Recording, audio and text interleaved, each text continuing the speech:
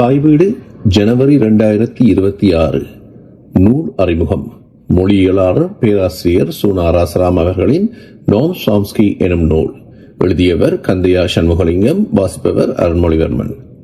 புகழ்பெற்ற மொழியியலாளர் நோம் சாம்ஸ்கியின் மொழியியலை மையப்படுத்தி 10 அத்தியாயங்கள் கொண்டதும் 427 பக்கங்களில் விரிவதுமான நூலை பேராசிரியர் சுனா ராசாராம் அவர்கள் எழுதியுள்ளார். இந்நூலை காலச்சுவடு பதிப்பகம் 2019 வெளியிட்டுள்ளது. ராசாராம் அவர்களுக்கு இந்நூலுக்கு அணிந்துரை வழங்கிய பேராசிரியர் கீனா அரங்கன் இந்த அறிவுழைப்பு தமிழுக்கு புதிது என விருந்து பாராட்டுகிறார்.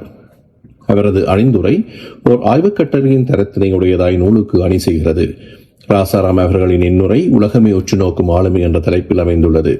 இந்நுரைகள் ராசாராம் அவர்கள் 1964 முதல் 1970 காலப்பகுதியில் தாம் அண்ணாமலை பல்கலைக்கழகத்தில் மொழியியல் மாணவனாக இருந்த காலத்தில் சோம்ஸ்கியின் கோட்பாடுகளுடன் தமக்கு பரிச்சயம் ஏற்படுவதை குறிப்பிடுகிறார்.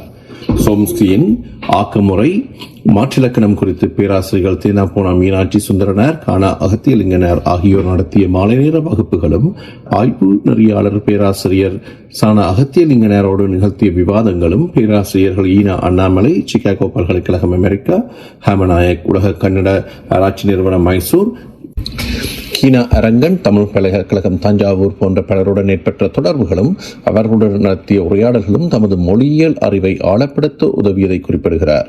சுனா ராசாராம் தரும் தன் வரலாற்று தகவல்கள் தமிழக அறிவுச் சூழலில் மொழியியல் எனும் துறையில் ஏற்பட்ட வளர்ச்சிகளையும் நோம் சாம்ஸ்கியின் கோட்பாடுகள் தமிழ்ச் சூழலில் புகுந்துமையையும் அறிந்து கொள்ள உதவுவனவாக உள்ளன. 1942 நாகர்கோயிலில் பிறந்த சுனா ராசாராம் அண்ணாமலை பல்கலைக்கழகத்தில் மொழியியலில் முனைவர் பட்டம் பெற்றவர்.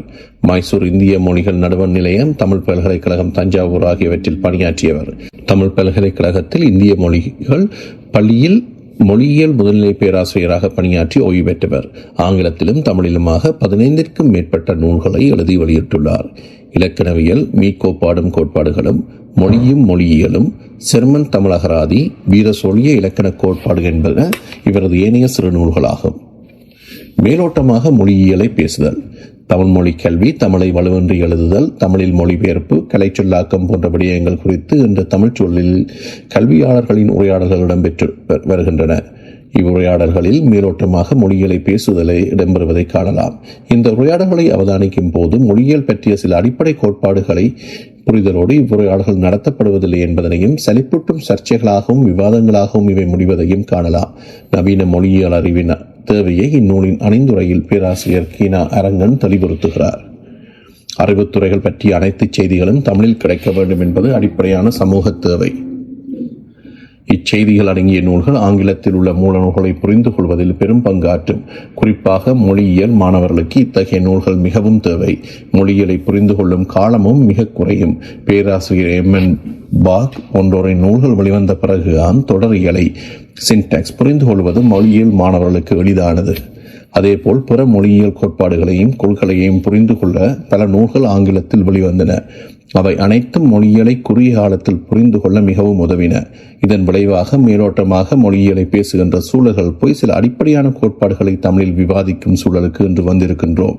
இத்தகைய முயற்சிகளில் ஒன்றுதான் பேராசிரியர் ராசாராமின் நூலாக்க முயற்சி. ராசாராம் அவர்களின் நண்பரான கீனா அரங்கன் அவர்களும் நோம் சாம்ஸ்கியின் மொழியியல் பற்றிய நூல்களான மாற்று இலக்கண மொழியியல், மாற்று இலக்கணம் அதன் கோட்பாடுகளும், தொடரியல், மாற்றிலக்கண அணுகுமுறை, நோம் சாம்ஸ்கி பன்முக அறிமுகம் ஆகியவற்றை எழுதி பிரசுரித்துள்ளார் என்பது இங்கு குறிப்பிடத்தக்கது. நோம் சாம்ஸ்கியும் மொழியியலும். மொழியியல் வரலாற்றில் சோம்ஸ்கிய புரட்சி, சாம்ஸ்கியன் ரெவல்யூஷன் ஒரு தனி அத்தியாயம். இம்மாபெரும் புரட்சியை ஏற்படுத்தியவர் நோம் சாம்ஸ்கி என்கின்றார் சுனா ராசாராம். சாம்ஸ்கியின் புரட்சிகர கருத்துக்களின் அடிப்படை கூறுகள் சிலவற்றை அடுத்து பார்ப்போம். மொழியியல் குறித்த படைப்பாற்றல் சாதாரணமாக மக்களிடம் காணப்படுகின்றது. பேச்சு சமுதாயத்தை, ஸ்பீச் கம்யூனிட்டி சேர்ந்த ஒரு மனிதர் எவ்வளவு நேர்த்தியாக பேசுகிறார், முன்னர் எப்பொழுதும் பேசியிராத புதிய புதிய வாக்கியங்களை பயன்படுத்தி சமூக சூழல்கள் ஏற்றுக்கொள்ளத்தக்க வகையில் எவ்வளவு லாபகமாக அவற்றை புரிந்து கொண்டு பேசுகிறார். இக்கருத்துக்களை கேட்கின்றவர் எவ்வளவு லாபகமாக அவற்றை புரிந்து கொண்டு பேசுவதைப் போலவே இதுவரை பேசியிராத புதிய புதிய வாக்கியங்களை உரையாடுகிறார். அதாவது சாதாரண மனிதர்கள் மொழி குறித்த படைப்பாற்றல் திறன் உள்ளது. அவர்களது பேச்சை நீங்கள் அவதானித்தால் அவர்கள் இலக்கண வலுவின்றி உரையாடுவதை காண்பீர்கள். அவர்கள் இலக்கணத்தை படித்துவிட்டு உரையாடுவதில்லை. அவர்களுக்கு இந்த படைப்பாற்றல் எப்படி கிடைத்தது? இந்த வினாவிற்கு நோம் சாம்ஸ்கி கண்ட விடை மனிதர்கள் மொழியை கையாள்வதற்கான உள்ளாற்றலை பிறப்பிலேயே பெற்றவர்களாக உள்ளார்கள் என்பதற்கும் அவரது இம்முடிவு மொழி ஈட்டலிலும் லாங்குவேஜ் அக்விசிஷன் மொழியியல் பற்றிய கருத்தியல்களிலும் புரட்சியை ஏற்படுத்தும் கருத்துக்களை முன்வைப்பதற்கு காரணமாயிற்று. குழந்தை மொழி. ஒவ்வொரு குழந்தையும் ஒரு மொழியை கேட்கும் திறனோடு பிறக்கிறது. பல மொழிகள் பேசப்படும் இந்த யதார்த்த உலகத்தில் எந்த ஒரு மொழியையும் கேட்கும் ஆற்றல் உடையது குழந்தை. இது உண்மையானால் குறைந்தபட்சம் கொஞ்சமாவது எல்லா மொழிகளுக்கும் பொதுவான மொழி அமைப்புகள் இயல்பாய் அமைந்திருத்தல் வேண்டும். சோம்ஸ்கி இதனை ஏற்றுக்கொள்கிறார். நிச்சயமாக எல்லா மொழிகளுக்கும் பொதுவான பொது இலக்கணம் யூனிவர்சல் கிராமர் இருக்க வேண்டும். அதுவே தனியொரு மொழியை கேட்க உதவும் இலக்கண ஆற்றலை கட்டமைக்கின்றது. மேலே தரப்பட்ட மேற்கோளில் இருந்து முக்கிய அடிப்படை கருத்தாக்கங்கள் இரண்டு நமக்கு கிடைக்கின்றன. ஒன்று, உள்துறை அறிவுசார் கருதுகோள் innate knowledge hypothesis. 2, எல்லா மொழிகளுக்கும் பொதுவான பொதுமை இலக்கணம் யூனிவர்சல் கிராமர். சோம்ஸ்கியின் 1957 ஆண்டு நூல். 1957 சோம்ஸ்கி தொடரியல் அமைப்புகள் சின்டாக்டிக் ஸ்ட்ரக்சர்ஸ் எனும் நூலை வெளியிட்டார். சோம்ஸ்கிய புரட்சியின் நூலை இந்நூலுடன் ஆரம்பித்தது. இந்நூல் வெளியான போது முந்தைய மொழியியல் கோட்பாடுகள் அனைத்தும் கேள்விக்குறியாகின. மனித மொழியை விவரிப்பதில் இக்கோட்பாடுகளின் போதாமைகள் இந்நூலில் சோம்ஸ்கியால் நிரூபிக்கப்பட்டன. தத்துவம், தர்க்கம், மாநிலவியல், சமூகவியல், நரம்பியல், உளவியல், புலனுணர்வு உளவியல், காக்னிட்டிவ் சைக்காலஜி, கணினி அறிவியல் போன்ற தளங்களில் சோம்ஸ்கி மொழியை விவரித்த பாங்கை அன்றைய மொழியியலாளர்கள் உள்வாங்கிக் கொள்வதற்கே சில காலம் ஆயிற்று. வேடிக்கையாக குறிப்பிட வேண்டும் என்றால் 1960களின் ஆரம்பத்தில் அவரது முதலாவது நூலான தொடரியல் அமைப்புகள் பார்வையற்றவர்கள் தடவி பார்த்த ஜானைக்குட்டியாகவே எங்கள் வாசிப்பை கடந்து கொண்டிருந்தது. அதன் உண்மையான உருவத்தை ஆசிரியர்கள் உட்பட யாருமே முழுமையாக எங்களுக்கு அடையாளம் காட்டியதில்லை. பிற்காலத்தில் சோம்ஸ்கியின் எல்லா சிந்தனைகளுக்கும் மூல ஊற்றாக இந்நூல் தொடரியல் அமைப்புகள் 1957 வெளியானது அமைந்தது. 1957 பின்னர் சோம்ஸ்கி தனது கோட்பாட்டை விளக்கும் ஆய்வுகளை தொடர்ந்து எழுதினார். அவரது மொழியியல் கல்வியில் ஏற்படும் புரட்சியை தோமஸ் கூனின் அறிவியல் புரட்சி எனும் கருத்தாக்கத்தின் துணை கொண்டு விளக்கலாம் என ராசாராம் குறிப்பிடுகிறார். 1957 வெளிவந்த தொடரியல் அமைப்புகள் என்ற இந்நூல் இவ்வறிவியல் புரட்சிக்கு விதையாக விழுந்தது. அந்நூலுக்கு பதிப்புரை எழுதிய வாக்லின் என்பார் கோப்பர்னிகஸ் புரட்சியின் தன்மையை பெற்றது இந்நூல் என குறிப்பிடுகின்றார். மொழியியல் போர்கள். 1957 சோம்ஸ்கி வெளியிட்ட தொடரியல் அமைப்புகள் எனும் நூல் மொழியியலாளர்களிடையே விவாத போரை ஆரம்பித்தது. விவாத போர்கள் மொழியியல் வரலாற்றில் மொழியியல் போர்கள் லிங்குவிஸ்டிக் வார்ஸ் என்று அழைக்கப்படுகின்றன என ராசாராம் அவர்கள் குறிப்பிடுகிறார்கள். இப்போர்களின் போது சோம்ஸ்கி தமது ஆக்கமுறையியல்வாத நிலைப்பாட்டை அமெரிக்க அறிவுச் சூழலில் அரசோச்சிய அமைப்பு மொழியியலிற்கு ஸ்ட்ரக்சரல் லிங்குவிஸ்டிக்ஸ் எதிராக நிலைநிறுத்த வேண்டி பெருமுயற்சி செய்ய வேண்டியிருந்தது.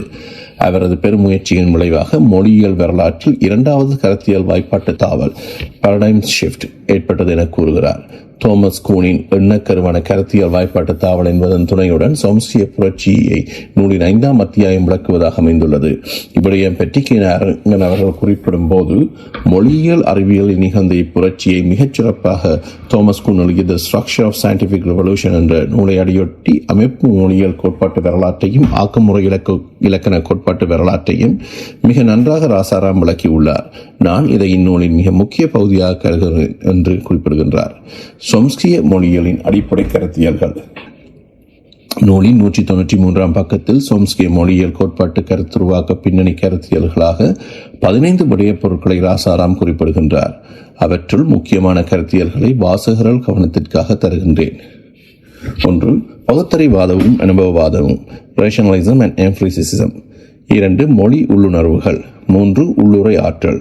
4. மொழி ஊட்டல் பொறிநுட்பம். 5. மொழி பொதுமைகள். 6. மொழி அறிதிறன் மொழி செயலறிதிறன்.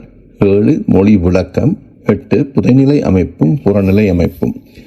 மேற்படி கருத்தியர்கள் ராசாராம் அவர்களால் நூலின் மையப்பொருளோடு தொடர்பான 6ஆம் 7ஆம் 8ஆம் அத்தியாயங்களில் விளக்கப்பட்டுள்ளன. நூலாசிரியர் ஒவ்வொரு அத்தியாயத்தினது உள்ளடக்கத்தை விரிவாக பக்க எண்களை குறிப்பிட்டு உள்ளடக்க பகுதியில் நிரற்படுத்தி தந்துள்ளார். இதனால் மேற்குறித்த கருத்தியல்கள் பற்றிய விளக்கத்தை தரும் பக்கங்களை வாசகர்கள் இலகுவில் அடையாளம் கண்டு படித்தறியலாம். கருத்தியல் என்ற சொல்லை நூலாசிரியர் எண்ணக்கருக்களும் கோட்பாடுகளும் கன்செப்ஷன் தியரிஸ் என்ற பொருளிலேயே உபயோகிக்கின்றார் என கருதலாம். நூலில் ஏராளமான புதிய புதிய கலைச்சொற்கள் இராசாராம் அவர்கள் அறிமுகப்படுத்துகின்றார். அக்கலைச்சொற்களுக்குரிய ஆங்கில கலைச்சொற்கள் பல தரப்படவில்லை. ஆங்காங்கே ஓரிரு இடங்களில் மட்டும் முக்கிய கலைச்சொற்கள் அடைப்புக்குறியில் தரப்பட்டுள்ளன. ஆயினும் இதனை இந்நூலில் ஒரு குறையாக கருத வேண்டியதில்லை. இந்நூலின் முக்கிய எண்ணக்கருக்களும் கோட்பாடுகளும் கருத்தியல்கள் அடுத்து வரும் இதழ்களில் விளக்கி கூறப்படும்.